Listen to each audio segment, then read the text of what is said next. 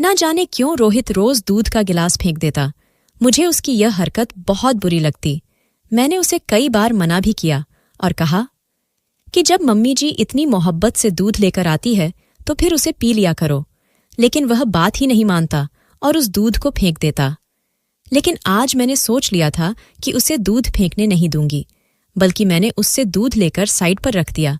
उसने मुझे कहा भी कि दूध गिरा दो, लेकिन मैंने कहा मैं अभी गिराती हूं, और फिर थोड़ी देर बाद मैंने वह दूध पी लिया। लेकिन मुझे नहीं खबर थी कि दूध पीने के बाद मेरे साथ मेरे प्यारे सब्सक्राइबर, आपसे रिक्वेस्ट करती हूं कि जल्दी से जल्दी 1 लाख सब्सक्राइबर करवा दो, ताकि मैं और खुशी मन से ऐसे ही कहानी आप सबके लिए लाती रहो।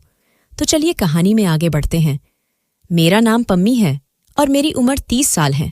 मैं एक विधवा हूं और विधवा होने के बाद अपने ससुराल में ही रह रही हूं। मेरी शादी 3 साल पहले ही किशन से हुई थी। किशन मेरी मम्मी की सहेली के रिश्तेदार थे। यह रिश्ता किशन की मर्जी और पसंद के मुताबिक हुआ था। हमारा इन लोगों से मिलना जुलना तो नहीं था, लेकिन एक और रिश्तेदार के घर पार्टी पर हमारी मुलाकात हुई। किशन को मैं पहली नज़र में ही अच्छी लगी थी। मेरी मम्मी वैसे भी मेरे रिश्ते के लिए बहुत परेशान थी, इसलिए किशन का रिश्ता आते ही उन्होंने फौरन स्वीकार कर लिया था। दरअसल मम्मी को खुद विधवा हुए बहुत साल हो गए थे। पापा का बचपन में ही देहांत हो गया था और उसके बाद मम्मी ने अकेले तन्हा मेरी परवरिश की थी। मेरा और कोई बहन भाई भी नहीं था। मैं अपनी मम्मी की इकलौती औलाद थी, इसलिए मम्मी की खुशियों का इकलौता सहारा मैं ही थी। मम्मी ने छोटी मोटी नौकरियां करके मेरी परवरिश की। वह तो रब की कृपा है कि घर अपना था, जिसके कारण काफी आसानी रही। मैं जब 18 साल की हुई तो मम्मी ने मेरा रिश्ता देखना शुरू कर दिया, लेकिन लड़के वालों की तो बहुत ज्यादा डिमांड थी। वह दहेज में हर चीज चाहते थे और मम्मी बेचारी एक आम घरेलू औरत थी। छोटी मोटी मजदूरियां करके मुझे पाल रही थी। वह कैसे लड़के वालों की डिमांड के अनुसार इतना ज्यादा दहेज देती, इसीलिए समय गुजरता रहा। मेरा हुस्न और मेरी पढ़ाई भी मेरे किसी काम ना आ सके और देखते देखते मैं 27 साल की हो गई। मम्मी की अब रातों की नींद उड़ चुकी थी और उन्हें एक पल भी चैन नहीं था।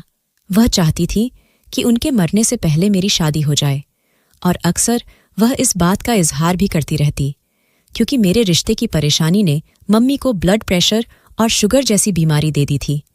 वह रातों को सो नहीं पाती थी। मैं हालांकि उन्हें बहुत समझती थी कि मम्मी, आप अपनी सेहत खराब मत करें, आप भगवान पर भरोसा करें। जहां मेरी किस्मत जुड़ी है वह तो मुझे मिलकर रहेगा। लेकिन वह माँ थी, उनको मेरे भविष्य की चिंता थी, इसीलिए वह मेरा घर बसा हुआ देखना चाहती थी।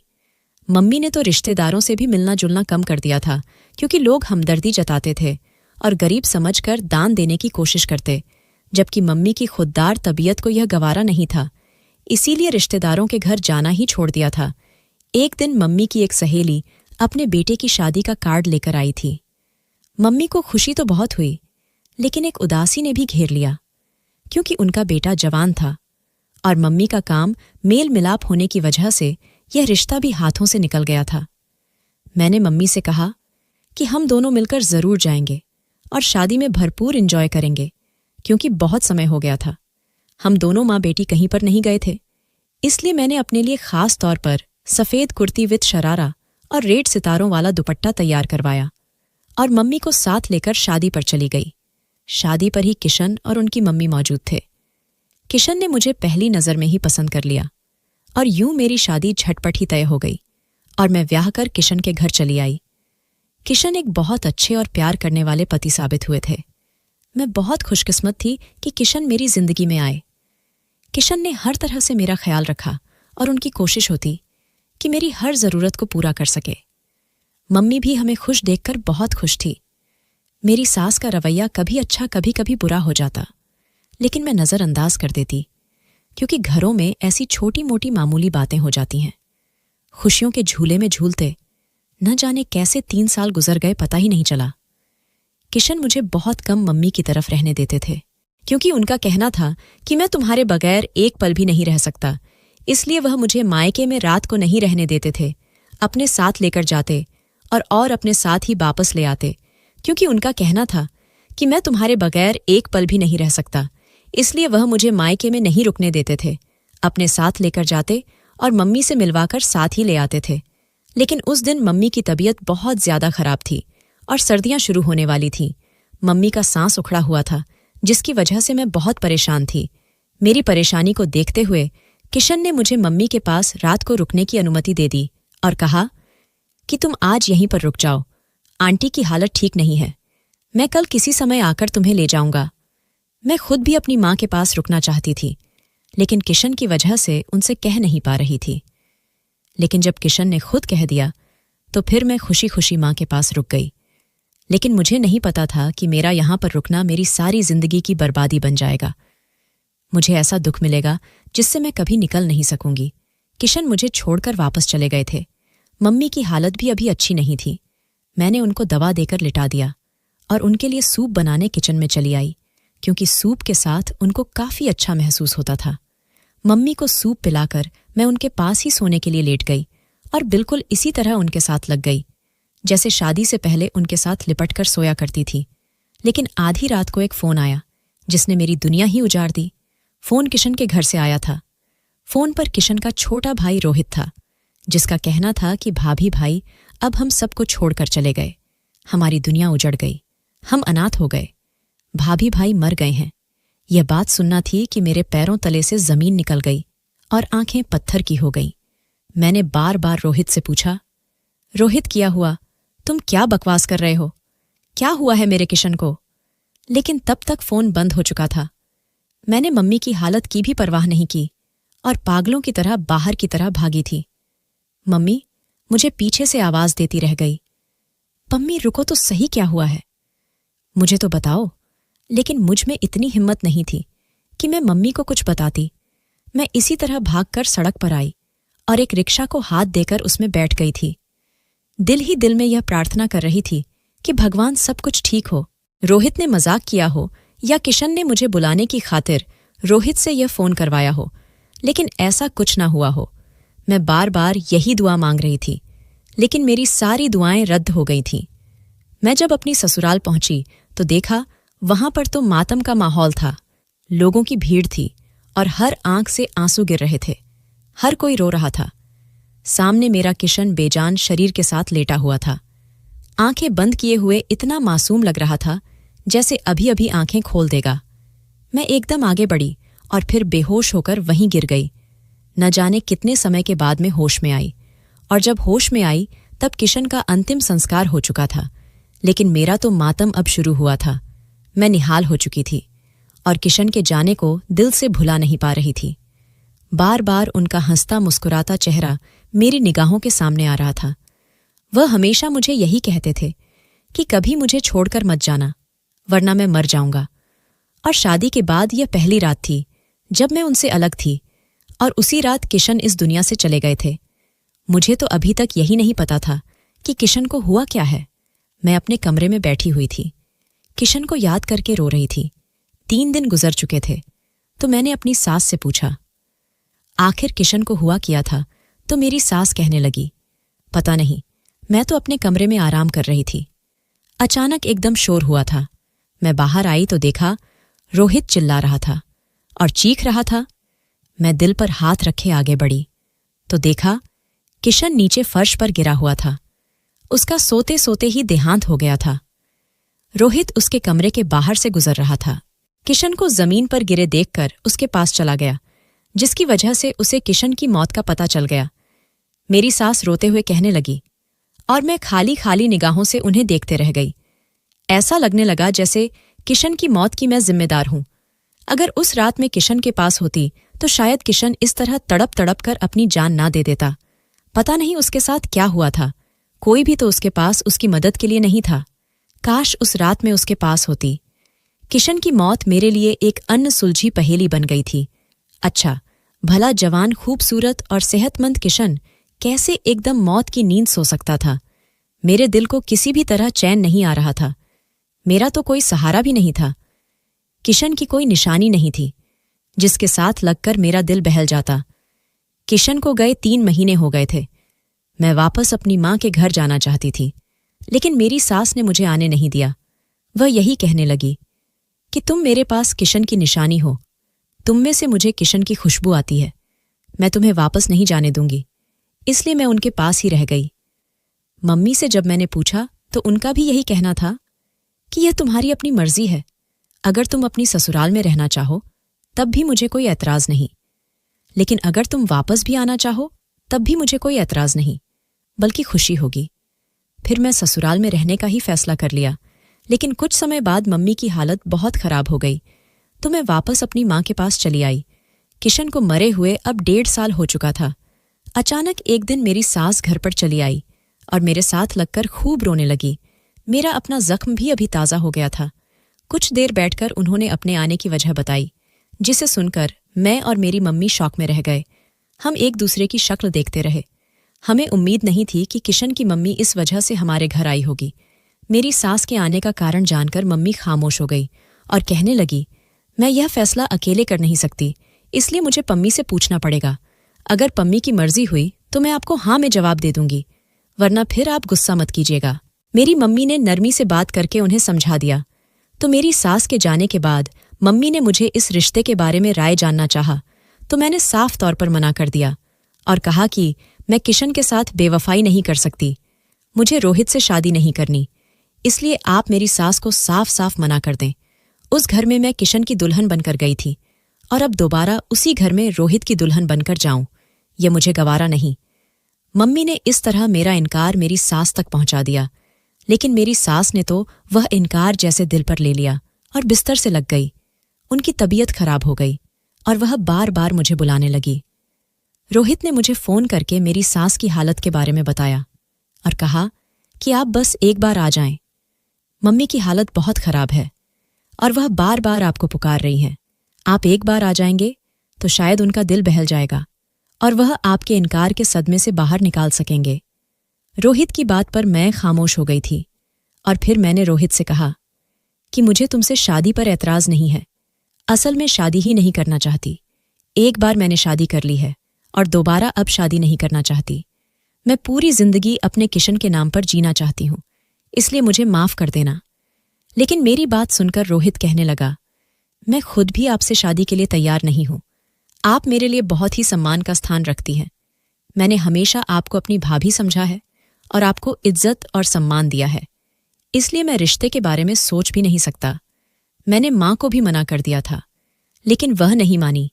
वह आपसे बहुत मोहब्बत करती हैं, क्योंकि आप किशन भाई की पत्नी थी और अब उनकी विधवा है, इसलिए माँ आपको अपने साथ अपनी ही नज़रों के सामने रखना चाहती हैं। लेकिन अगर आप राजी नहीं हैं तो कोई बात नहीं, मैं माँ को मना लूंगा। आप बस कभी कभार चक्कर लगा लिया करें। रोहित ने तरीके से बात खत्म कर दी और मुझे भी तसल्ली हो गई। लेकिन मेरी सास किसी भी तौर नहीं मान रही थी और उनकी हालत भी नहीं संभल रही थी। आखिरकार मेरी मम्मी भी मेरी सास की साइड हो गई और उन्होंने भी मुझ पर प्रेशर डालना शुरू कर दिया और कहा कि तुम रोहित से शादी कर लो, इस तरह मैं भी सुकून से मर सकूंगी। आखिर कब तक तुम्हें विधवा के चोले में देखती रहूंगी? तुम मेरी इकलौती औलाद हो। मैं तुम्हें इस तरह इन सफेद कपड़ों में देखकर अंदर ही अंदर मारती रहती हूँ। मैं चाहती हूँ कि अब तुम्हारी जिंदगी में भी फिर खुशियां आ जाए। जो किस्मत में होना था वह हो गया। किशन और तुम्हारा साथ यही तक था। अब तुम किशन को दिल से निकाल दो और अपनी जिंदगी की नई शुरुआत करो। अगर तुम अपनी जिंदगी में सेठ हो जाओगे तो मैं भी सुकून की मौत मर सकूंगी। मम्मी ने अपना वही मशहूर रटा रटाया डायलॉग दोहरा दिया, जिससे मुझे बहुत चिढ़ती, और अभी मैं गुस्से में चीड़ गई और कहा, आप हमेशा यह डायलॉग दोहराकर मुझे जज्बाती ब्लैकमेल कर लेती हैं। ठीक है, मैं तैयार हूं, आप मेरी सास को हाँ कह दे। जो फैसला इतने दिनों से नहीं हो पा रहा था वह मैं एकदम अचानक कर दिया। माँ भी मेरे फैसले को सुनकर बहुत खुश हुई और मुझे खुश रहने का आशीर्वाद देते हुए खुद रोने लगी। मैंने मम्मी के गले लगकर उन्हें चुप कराया। मैं खुद भी अपनी अचानक फैसले पर एकदम हैरान हो गई थी, लेकिन कहीं ना कहीं एक सुकून यह भी था कि इस तरह मैं किशन के साथ जुड़ी रहूंगी। कल अगर मेरी माँ कहीं और मेरी शादी कर देती तो मैं किशन को इतनी आज़ादी से याद नहीं कर सकती थी, जिस तरह उनकी अपने घर में उनके छोटे भाई के सामने कर सकती थी। और फिर वह घर किशन का था। उस घर से किशन की यादें जुड़ी थीं। वह कमरा जिसमें मैं और किशन ने खूबसूरत पल गुजरे थे, वह कमरा मुझसे छीन जाता। लेकिन रोहित से शादी करने के बाद वह घर हमेशा हमेशा के लिए मेरा हो जाना था। मैं किशन से हमेशा जुड़ी रहती। यही सब सोचकर मैंने यह फैसला दे दिया था। मम्मी ने सुबह होते ही मेरी सास को यह खबर पहुंचा दी थी और वह उसी दिन खुशी खुशी मिठाई लेकर मेरे पास चली आई और मेरा मुंह मीठा करवाया था। शगुन के तौर पर कुछ पैसे मेरे हाथ पर रख दिए थे। मेरी सास ने बैठे बैठे 3 दिन बाद की शादी भी रख दी थी। मैं इतनी जल्दी तैयार नहीं थी, लेकिन मेरी सास कहने लगी, नेक काम में देर नहीं करनी चाहिए, और मैं नहीं चाहती कि मेरी बेटी अब और मुझसे ज्यादा दूर रहे। अपनी सास की इतनी मोहब्बत पर मैं निढाल हो गई और मैंने उनकी रजामंदी के आगे सर झुका दिया। शादी का दिन फाइनल हो गया था, इसलिए मेरी सास ने तैयारियां शुरू कर दी थीं, जबकि मैंने अपनी मां को साफ मना कर दिया था कि वह किसी भी तरह की कोई तैयारी ना करे, क्योंकि मेरे पास सब कुछ था और अब मेरी कौन सी पहली शादी थी। लेकिन मम्मी ने अपने तौर पर मेरे लिए फिर भी कुछ चीज खरीदी। शादी का दिन भी आ गया था। मैं शादी से एक सुनहरे जोड़े में दुल्हन बनकर तैयार बैठी थी और मुझे बार बार किशन की याद सता रही थी। वह मुझे इस तरह देखते तो खुशी से झूम जाते। उन्हें मैं हमेशा सजी बनी और साफ सुथरी अच्छी लगती थी।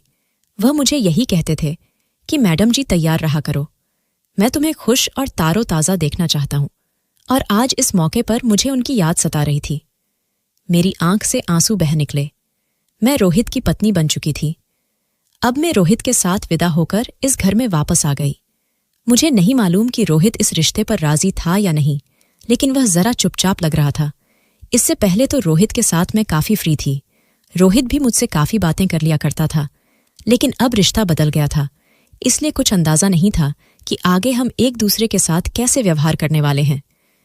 इस घर में मेरी हैसियत तो एक बहू की ही थी, लेकिन अब मेरा कमरा बदल चुका था। पहले मैं किशन के कमरे में थी और अब मैं रोहित के कमरे में आ गई थी। आज की रात मेरी सुहाग रात थी, लेकिन दिल में कोई उमंग नहीं थी, बल्कि मुझे बहुत अजीब लग रहा था। रोहित कमरे में आया तो मेरा दिल उछलकर गले में आ गया। मैं जल्दी से सिमट कर बैठ गई। रोहित भी मेरे ही करीब बैठ गया। मैंने सोच लिया था कि मैं रोहित से बात करूंगी, कि वह मुझे कुछ दिन का समय दे। मैं इस रिश्ते को पहले दिल से स्वीकार करना चाहती थी, लेकिन रोहित ने बेकरारी से मेरा हाथ पकड़ लिया। मैं उसकी हरकत पर दंग रह गई। मुझे उससे बिल्कुल भी ये उम्मीद नहीं थी। वह इतनी जल्दी कैसे भाभी और देवर के रिश्ते को भूल सकता था। भले ही अब मैं उसकी पत्नी थी, लेकिन कल तक मैं उसकी भाभी थी। मैंने जल्दी से अपना हाथ रोहित के हाथ से छुड़ा लिया। रोहित कहने लगा, पम्मी, अब आप मेरी पत्नी हैं, आप पर मेरा पूरा हक है, मुझसे यूं दूर ना रहो। यह कहकर रोहित मेरे और करीब सरक आया। इससे पहले कि वह अपने पति होने का हक पूरा करता, एकदम ऐसा लगा जैसे रोहित को करंट लगा हो। वह उछलकर पीछे हट गया था। उसके चेहरे पर डर साफ दिखाई दे रहा था। ऐसा लग रहा था जैसे उसने कोई भयानक चीज देख ली हो। उसकी आंखें फटी की फटी रह गईं। वो जल्दी से जाकर सोफे पर बैठ गया। मुझे समझ नहीं आ रहा था रोहित की ऐसी हालत क्यों हो रही थी।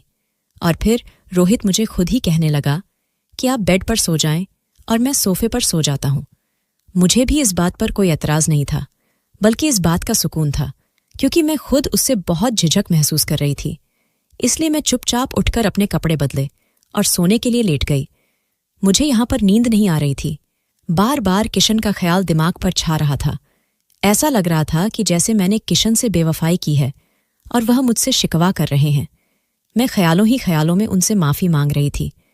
रोहित तो न जाने कब का सोफे पर सो चुका था, लेकिन मेरी आंखों से नींद कोसों दूर थी। और फिर ना जाने किस समय मेरी आंख लग गई। सुबह के समय जब मैं कमरे से बाहर निकली तो मेरी सास ने मुझे गहरी नजरों से देखते हुए खुश रहने का आशीर्वाद दिया। मैं खामोश नजरों से उन्हें देखती रह गई। कुछ दिन इसी तरह गुजर गए कि एक दिन मेरी सास मुझसे कहने लगी, बहू, रोहित तुम्हारे साथ अच्छा तो है ना? मैंने कहा कि मम्मी जी अच्छा है, तो कहने लगी, क्या तुम दोनों के बीच पति पत्नी वाला संबंध बन गया है या नहीं? अपनी सास की बात सुनकर मैं शर्म से पानी पानी हो गई और सर झुका दिया। मेरी सास भी जैसे समझ गई और कहने लगी, तुम चिंता मत करो, रोहित तुम्हारी तरफ जरूर झुकेगा। दरअसल रोहित इस रिश्ते पर राजी नहीं था। मैंने अपनी खुदगर्जी में उसको तुमसे शादी पर राजी किया, लेकिन देखना, एक दिन वह जरूर तुम्हारी तरफ आएगा और तुम्हें एक अच्छे और सच्चे पति जैसी मोहब्बत देगा। मैंने अपनी सास की बात सुनकर सर झुका दिया।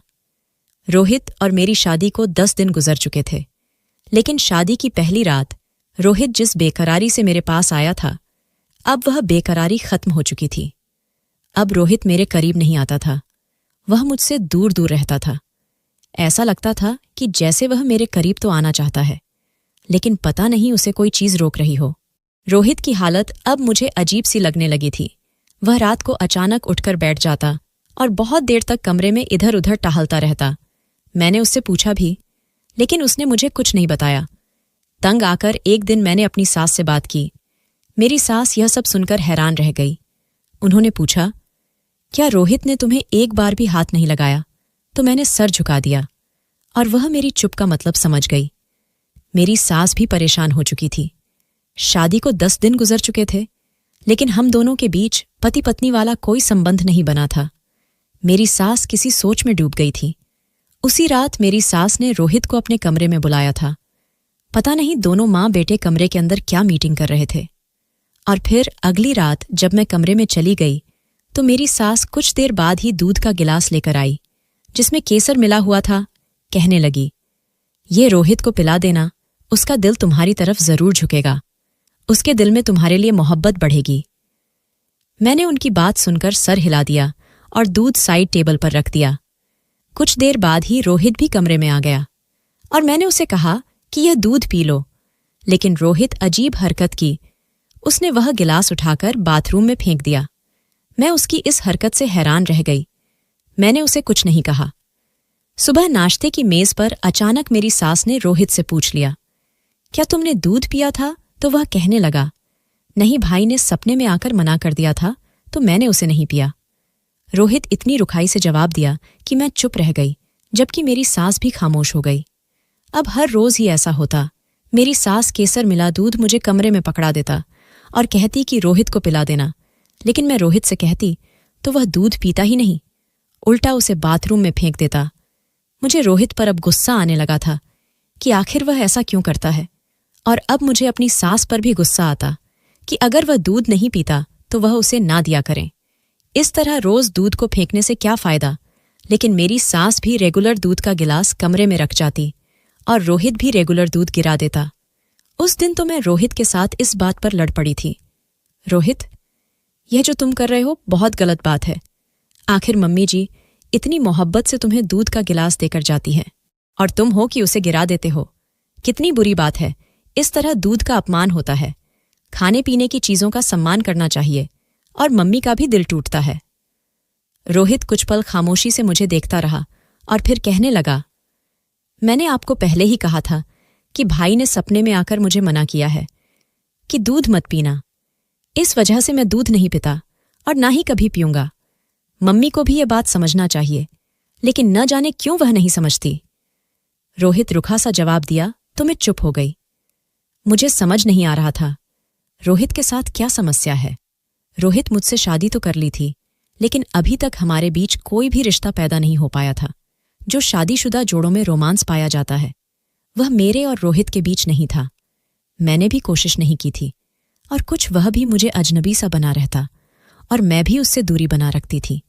पहले हमारा जो संबंध था वह देवर भाभी का था, अब तो वह भी नहीं रहा। पहले कम से कम मैं भाभी होने के नाते उसे काफी बातचीत कर लिया करती थी और वह भी मुझे काफी बातें किया करता था, लेकिन अब वह देवर भाभी वाला रिश्ता खत्म हो गया था, इसलिए वह मुझसे वह बातें भी नहीं करता था। अब जब भी मुझसे बात करने की कोशिश करता तो उसके शब्दों में झाझक होती थी और मैं भी उससे बातें करते हुए झिझक महसूस करती थी। उन्हीं दिनों मुझे बुखार हो गया। मौसम बदल रहा था तो मैं भी उसकी लपेटे में आ गई। नज़ला, जुकाम और बुखार ने मेरी हालत पतली कर दी थी। मैं ज्यादातर कमरे में पड़ी रहती। 2 दिन तक मुझे कुछ होश ही नहीं था। मेरी सास और रोहित मेरा बहुत ख्याल रखा और जब मेरी तबीयत संभली तो मैं हवा बदली के लिए अपनी मम्मी की तरफ आ गई। मेरी सास ने मुझे खुश दिल्ली से अनुमति दे दी। मम्मी की तरफ आकर भी मेरी तबीयत पर सुस्ती छाई रही। मम्मी मुझे कभी कुछ बना कर देती है और कभी कुछ खिलाती, लेकिन मेरा दिल कुछ खाने को करता ही नहीं था। इस बुखार ने मुझे अंदर से निचोड़ कर रख दिया था। 1 हफ्ता बीमारी से लड़ते लड़ते आज मेरी तबीयत कुछ संभली थी तो मैंने सोचा अपनी पुरानी सहेली पूनम से मिलकर आता हूं। मम्मी से जब मैं पूनम के बारे में पूछा तो वह कहने लगी, कल उसकी माँ मुझे मिली थी, वह भी इधर आई हुई है, तुम जाकर मिलाओ, अच्छा है, तुम्हारा दिल बहल जाएगा। मैं पूनम की तरफ चली आई। पूनम मुझे सामने ही मिल गई। वह मुझे देखकर बहुत खुश हुई। मैं भी तुम्हारे बारे में ही सोच रही थी और तुमसे मिलने के लिए आज आने का इरादा था। चलो, अच्छा हुआ तुम आ गई। कितने दिन हो गए थे हमें मिले हुए? पूनम ने मुझे देखकर मेरा बहुत ही अच्छे से स्वागत किया था। हाँ, मेरा भी बहुत दिल चाह रहा था कि मैं तुमसे मिलूं, लेकिन तबीयत इतनी खराब थी कि आज ही उठी हूं तो फौरन चली आई। और फिर पूनम के साथ इधर उधर की बातें करने के दौरान समय गुजरने का एहसास ही नहीं हुआ। अचानक पूनम ने मुझे बातों बातों में रोहित के बारे में पूछ लिया। तुम्हारा देवर, मेरा मतलब है तुम्हारा पति तुम्हारे साथ ठीक तो है ना? पूनम ने पूछा तो मैंने गहरी सांस भरकर कहा, वह ठीक है। बस मेरे दिल से अभी किशन की याद नहीं जाती। मैं कोशिश तो करती हूं कि रोहित के साथ सच्चे दिल से अपने रिश्ते की शुरुआत करूं और उसके साथ शादीशुदा जिंदगी की शुरुआत करूं, उसे पत्नी होने का सारा हक और प्यार दूं। लेकिन क्या करूं, घर भी एक है और उस घर में पहले किशन की पत्नी बनकर गई थी और अब रोहित की पत्नी बनकर रह रही हूं, तो मेरे लिए यह बहुत मुश्किल है इतनी जल्दी पुरानी यादों से पीछा छुड़ाना। मैंने कहा तो पूनम ने सर हिला दिया और मेरे हाथ पर हाथ रखकर कहने लगी, बस तुम हिम्मत मत हारना। कोशिश करो कि किशन भाई की यादों को दिल से निकालकर रोहित को खुले दिल से अपना लो। फिर देखना जिंदगी कितनी खूबसूरत हो जाएगी। मैंने भी पूनम की बात पर सर हिला दिया और फिर उससे मिलकर वापस घर आ गई। घर आते ही मैं कह दिया कि कल मैं अपने घर वापस चली जाऊंगी। बहुत दिन हो गए हैं। मेरी सास और रोहित ना जाने किस तरह गुजारा कर रहे होंगे। मेरी बात सुनकर मम्मी कहने लगी, हाँ, मैं भी तुम्हें यही कहने वाली थी कि तुम्हें काफी दिन हो गए हैं। तुम 2-4 दिन के लिए चली जाओ, फिर बाद में चाहे तो आ जाना। मैंने कहा, ठीक है।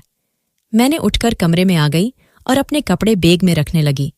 सुबह होते ही नाश्ता करके मैंने मां से कहा, मुझे छोड़ आइए।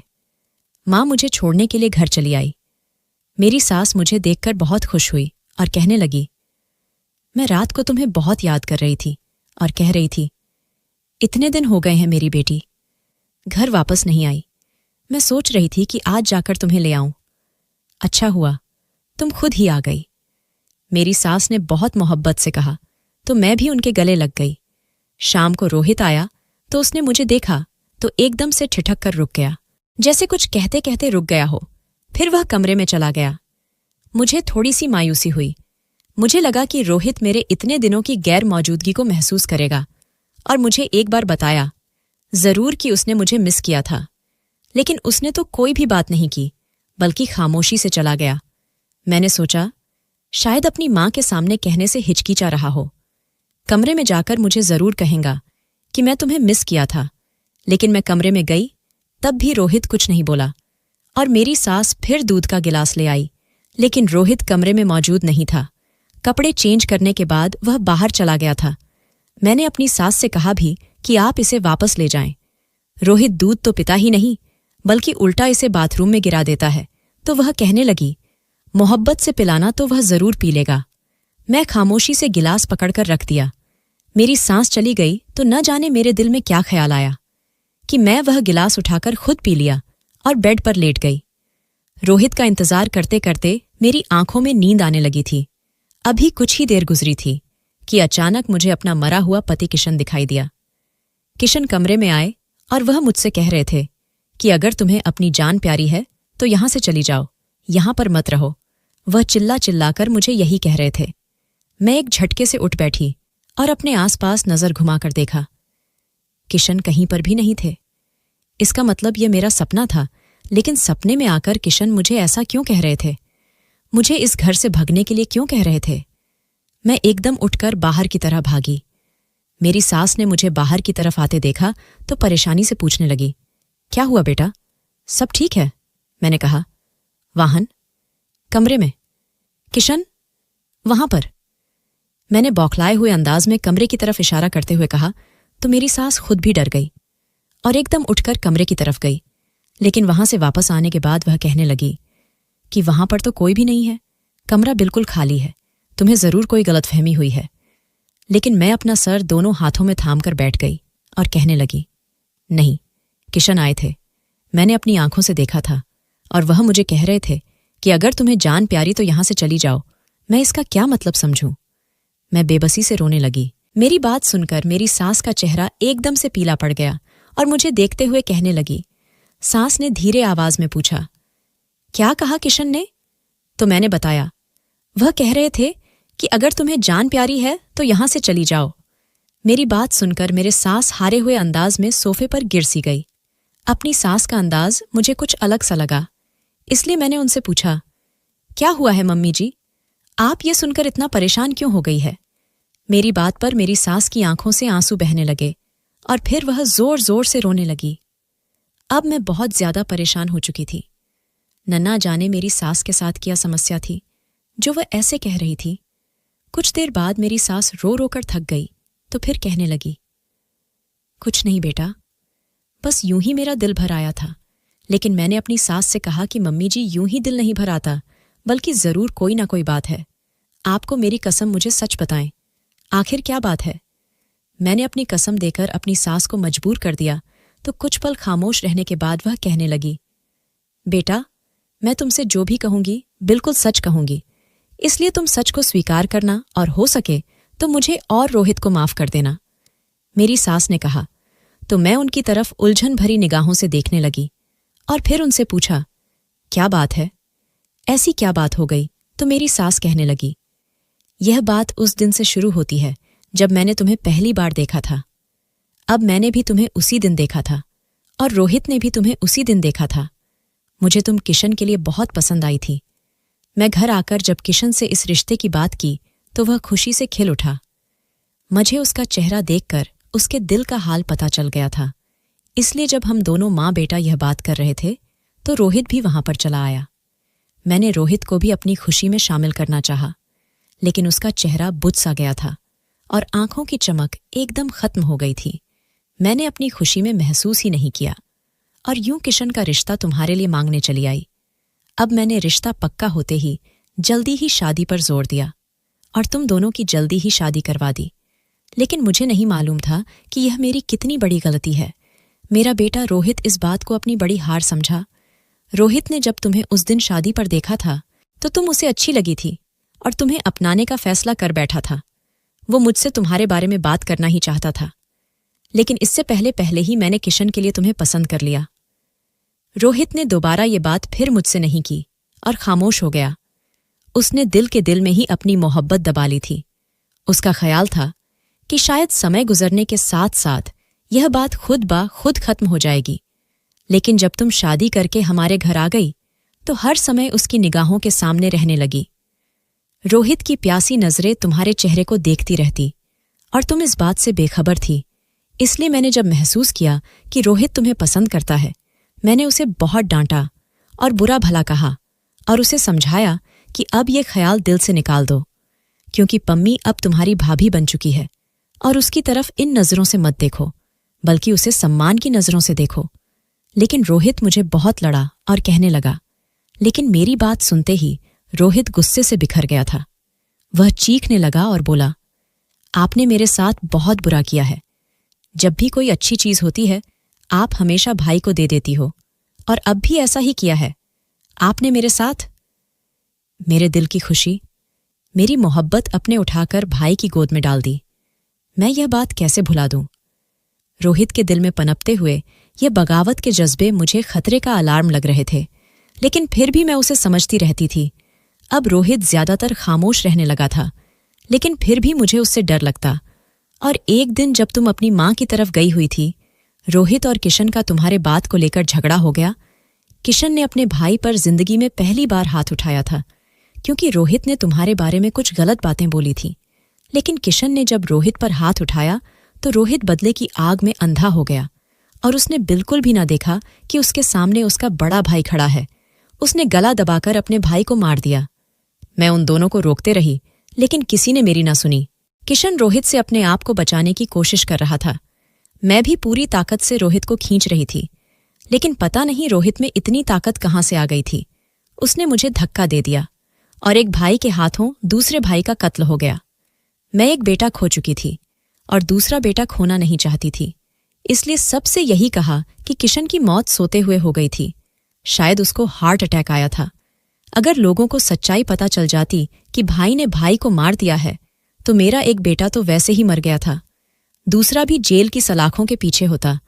मैं बूढ़ी माँ किसके सहारे रहती? किशन के मरने के बाद रोहित ने मुझे कहा कि जाकर भाभी के लिए रिश्ता मांगो, मुझे उनसे शादी करनी है। मैं खामोश निगाहों से उसे ताकती रह गई, जिसे अब भी इस बात का एहसास नहीं था कि उसने अपने भाई को मार दिया है। मैं तुम्हारे घर जाकर तुम्हारा रिश्ता ले आई और फिर तुम दोनों की शादी करवा दी। लेकिन शादी की पहली ही रात रोहित जैसे ही तुम्हारे करीब गया था, उसे अपने मरे हुए भाई की शक्ल दिखाई दी थी। किशन उसे अपनी आंखों के सामने साफ दिखाई दे रहा था और तभी तो डर कर रोहित तुम्हारे पास दोबारा नहीं गया था। जब भी वह तुम्हारे पास जाने की कोशिश करता तो उसे किशन की शक्ल दिखाई देने लगती थी और वह डर जाता था। जब मुझे पता चला कि तुम्हारे बीच अभी तक शादीशुदा संबंध नहीं बना है तो मैं रोहित से बात की थी। रोहित ने मुझे सब बता दिया था कि मुझे भाई का चेहरा दिखाई देता है। जैसे ही मैं पम्मी के करीब जाने की कोशिश करता हूं, मैं किशन को तो खो चुकी थी, लेकिन मैं रोहित और अब तुम्हारा परिवार बनाना चाहती थी। मैं चाहती थी कि अब तुम दोनों जिंदगी में हंसी खुशी रहो, इसलिए मैं दूध में कुछ ऐसी चीज मिलाकर देती थी कि जिससे कि रोहित वह दूध पी ले और फिर उसे कुछ होश ना रहे और तुम दोनों के बीच शादीशुदा रिश्ता बन जाए। लेकिन अब रोहित को अपने भाई के मरने के लिए पछतावा हो रहा था, इसलिए वह जानबूझकर वह दूध नहीं पीता था और ना ही तुम्हारे करीब जाना चाहता था। वह अक्सर सपने में किशन को देखता है। किशन उससे नाराज नजर आता है तो उठकर बैठ जाता है। रोहित का पछतावा शुरू हो चुका है, इसलिए वह तुम्हारे करीब भी नहीं आता, क्योंकि जैसे ही वह तुम्हारी तरफ कदम बढ़ाता है उसे अपने सामने किशन खड़ा नजर आता है तो रोहित डर जाता है और पीछे हट जाता है। रोहित अब पछता रहा है और बार बार कभी किशन से और कभी मुझसे माफी मांगता है, लेकिन मैं उसे कैसे माफ कर देती जिसने मेरे बेटे को मुझसे छीन लिया। सिर्फ एक औरत को पाने की खातिर उसने मेरा घर उजाड़ दिया। अगर रोहित पहले इस बात को समझ लेता तो शायद आज हालात अलग होते, लेकिन उसने अपनी जलन और मोहब्बत में अंधे होकर एक ऐसा कदम उठा लिया कि मेरी दुनिया ही उजाड़ दी। लेकिन अब वह पछता रहा है। मैंने उसे समझाने की कोशिश की कि जैसे भी हो अब तुम पम्मी के साथ निभाने की कोशिश करो और उसे इज्जत और मोहब्बत दो। वह तुम्हारी पत्नी है, लेकिन वह कहता है कि मेरे बस में नहीं है। मैं जैसे ही पम्मी के करीब होने की कोशिश करता हूं, किशन मेरे सामने आकर खड़ा हो जाता है और फिर मैं उससे दूर हो जाता हूं।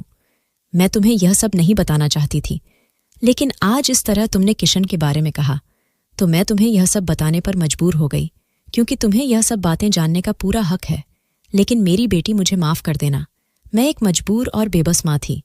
मैं अपने एक बेटे के बाद दूसरा बेटा खोना नहीं चाहती थी, इसलिए मैंने तुमसे और सब लोगों से यह झूठ बोला, इसलिए मुझे माफ कर देना।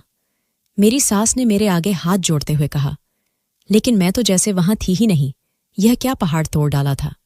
मेरी सास ने मेरे ऊपर, मेरे कंधे इस बोझ को उठाने से इनकार कर रहे थे।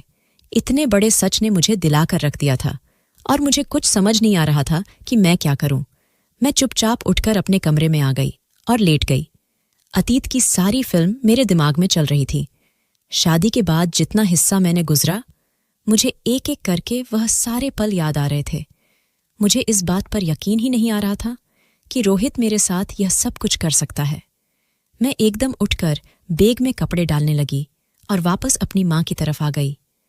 मेरी सास मुझे रोकती रह गई, लेकिन मैं नहीं रुकी, बल्कि मैंने इरादा कर लिया था कि मैं यहाँ वापस कभी नहीं आऊंगी, ना ही इन लोगों से कोई संबंध रखूंगी। रोहित को भी खबर हो गई थी कि मैं उसके बारे में सब कुछ जान गई हूँ। उसने मुझसे माफी मांगने की बहुत कोशिश की, लेकिन मैंने अपना दिल पत्थर कर लिया और कान उसकी तरफ से बंद कर लिए। मेरी माँ जो मुझे इस हाल में देखी तो वह बार बार पूछती, लेकिन मैं अभी तक अपनी माँ को इस बारे में कुछ नहीं बताया था, क्योंकि मैं नहीं चाहती थी कि जिस तरह मैं इस दुख से गुजर रही थी तो वही दुख अपनी माँ को दे दूंगी। रोहित बार बार मुझसे माफी मांगने की कोशिश कर रहा था, लेकिन मुझे उससे कोई संबंध नहीं रखना था। मैंने अपनी सास को भी साफ साफ मना कर दिया था कि मुझे किसी भी तरह का कोई संबंध न रखें। मम्मी के घर आए हुए मुझे 2 साल गुजर चुके थे। मम्मी को इस मामले की खबर नहीं थी कि आखिर हो क्या गया था, और ना ही मैंने उनको बताया था मेरा अभी वापस जाने का इरादा नहीं है। मैं अपनी बाकी की जिंदगी अपनी माँ के साथ ही गुजारना चाहती हूँ। मैं रोज किशन से माफी मांग कर सोती हूँ और कहती हूँ, मुझे खबर नहीं थी कि वह आपका कातिल है, वरना मैं कभी उसे अपनी जिंदगी में शामिल ना करती। मैं तो उसे आपका भाई समझा था, लेकिन वही आपका कातिल निकला।